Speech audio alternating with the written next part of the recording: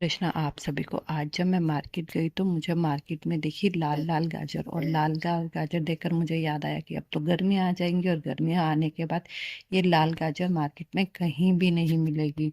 तो मैंने सोचा क्यों ना हम सीजन का लास्ट गाजर का हलवा बनाएं अपने परिवार और बच्चों के लिए। वैसे बच्चों को तो गाजर का हलवा बहुत पसंद आता है।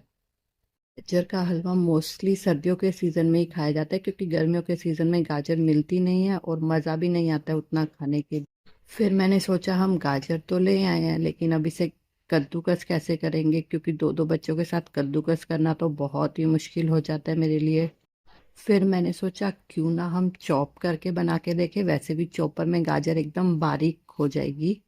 वैसे हम बोलते हैं कि गाजर ग्रेट करने से ही ट्रेडिशनल मेथड होता है, लेकिन कभी आपने सोचा है कि वहाँ पर उन्होंने चॉपर का यूज़ क्यों नहीं किया? क्योंकि शायद उस टाइम पर चॉपर का इन्वेंट ही नहीं हुआ था। अगर होता तो डेफिनेटली वो लोग भी चॉपर ही यूज़ करते, गाजर को कद्दूकस नहीं करते।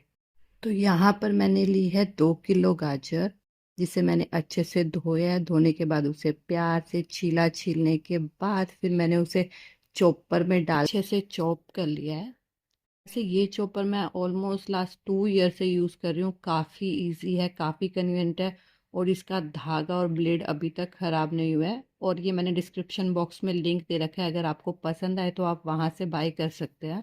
वैसे ना कुछ लोग गाजर का हलवा बॉईल करके भी बना लेते हैं, या फिर हाँ, गाजर को कट कर देते हैं और फिर उसे।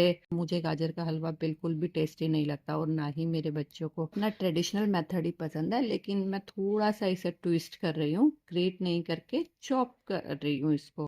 सबसे पहले मैंने ली है कढ़ाई। कढ़ाई में डाला है मैंने 3 से 4 चम्मच देसी घी। अगर गाजर के हलवे में देसी घी ना हो ना तो उसे खाने में मज़ा नहीं आता, या फिर उस पे वो टेस्ट नहीं आता जो हम ढूंढते हैं, जो शादियों के गाजर के हलवे में आता है। या फिर अगर आप कभी पंजाब गए होंगे तो वहाँ के ट्रेडिशनल गाजर का हलवा खाकर देखिएगा, क्या मज़ा आता है ना। सोच कर ही मुंह में पानी आ गया। फिर मैंने उसमें डाले हैं अपने चॉप किए हुए गाजर। और गाजर को पकाने के लिए ना सबसे इम्पोर्टेंट होती है गैस की आंच। अगर आपकी आंच बहुत ज़्यादा है तो गाजर का हलवा जल जाएगा, या फिर अगर बहुत कम है तो वो अच्छे से पकेगा नहीं। तो मैंने यहाँ पर मीडियम फ्लेम ली है, और गाजर को डालने के बाद मैंने उसे अच्छे से चला लिया है।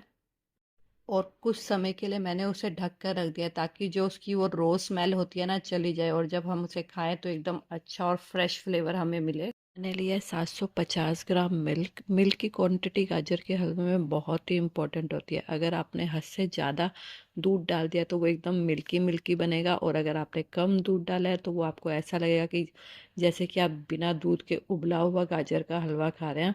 जैसे कि हम ये हलवा है विदाउट खोए का बनाने जा रहे हैं, तो मैंने लिया 750 ml दूध। आप चाहे तो 1 लीटर तक दूध भी ले सकते हैं, पर इससे ज़्यादा मत लीजिएगा, क्योंकि फिर हलवा अच्छा नहीं। तेज आंच पर रखकर अच्छे से चलाया, और बीच बीच में मैं इसे चलाती रही हूँ ताकि हलवा नीचे ना लग जाए। और जैसे कि आप देखेंगे कि अब दूध का जो मात्रा है वो काफ़ी कम हो गई है। और इसमें आपको एक बात का खास ख्याल रखना है कि आपको इसमें शुगर पहले से ऐड नहीं करना, क्योंकि अगर आप शुगर पहले से ऐड कर देंगे ना तो उसका वो टेस्ट है ना चला जाएगा। तो मैंने यहाँ पर शुगर एकदम लास्ट में ऐड किया है। और जैसे जैसे इसकी दूध की क्वांटिटी कम होती जा रही है तो आप इसे देखेंगे कि इसमें कितना अच्छा कलर आते जा रहा है और कितना यम्मी ये दिख रहा है। जब इसके दूध एकदम रिड्यूस हो गया और बिल्कुल कम दूध दिखने लगा है, और मैं इसे कंटिन्यूसली बीच बीच में चलाती रही हूँ, और ताकि ये नीचे ना लगे। फिर आपने इसमें क्या करना है कि शुगर ऐड कर देनी है, और जब आप इसमें शुगर ऐड करेंगे तो ये हलवा ना पानी छोड़ेगा, तो आप डरिएगा मत। पानी छोड़ने के बाद आपको मीडियम आंच कर कर हलवे को अच्छे से चलाना है। इस प्रोसेस में आप हलवे को इतने अच्छे से चलाते रहेंगे ना, तो ये हलवे में वैसा ही टेस्ट आएगा जैसे कि हलवाइयों के गाजर के हलवे में टेस्ट आता है। गाजर का मोस्ट इम्पोर्टेंट पार्ट, यहाँ पर मैं गाजर के हलवे को ऊपर से तड़का दूंगी। जैसे कि दाल को ऊपर से तड़का देने में उसका टेस्ट बढ़ जाता है ना, तो यहाँ पर भी मैंने सेम प्रोसेस, छोटी सी तड़के वाली बाटी ली है। पता नहीं आप लोग इसे क्या बोलते हैं, बट मैं इसे तड़के की बाटी ही बोलती हूँ। इसके अंदर मैंने डाला है 2 टेबल स्पून घी। घी डालने के बाद अब मैंने इसमें डाला है 4 से 5 इलायची और इलायची के छिलके। और फिर मैंने इसमें डाले हैं सीड्स। सीड्स इसलिए डाल रही हूँ क्योंकि ना गाजर के हलवे में अगर सीड्स नहीं होते ना तो उसे खाने में मज़ा नहीं आता। बहुत सारे लोग ना इसमें किशमिश डाल देते हैं, काजू डाल देते हैं, बादाम डाल देते हैं, मैं पर्सनली बादाम इसीलिए नहीं डालती हूँ ना, क्योंकि बादाम डालने के बाद गाजर के हलवे में ना एक खट्टा सा पन आ जाता है। अगर हाँ आपको बादाम डालना है तो आप ऊपर से इसे चॉप कर कर डाल सकते हैं। और अब इस तड़के को आपको गाजर के हलवे में डालना है और गाजर के हलवे को अच्छे से चला देना है। चलाने के बाद आपको ऑलमोस्ट लो आंच पर इसे 3 से 4 मिनट तक पकाना है। पकाने के बाद आप इसे बंद कर सकते हैं। मुझे तो वैसे गाजर का हलवा गरम गरम खाना पसंद है। आप मुझे बताइएगा कि आपको गाजर का हलवा खाना कैसे वैसा ही टेक्सचर आया है जैसे कि हलवाई या फिर एक ट्रेडिशनल गाजर के हलवे में आता है, वो भी बिना खोए। हलवा मेरे बच्चों को इतना अच्छा लगा ना, मैं आपको बता नहीं सकती।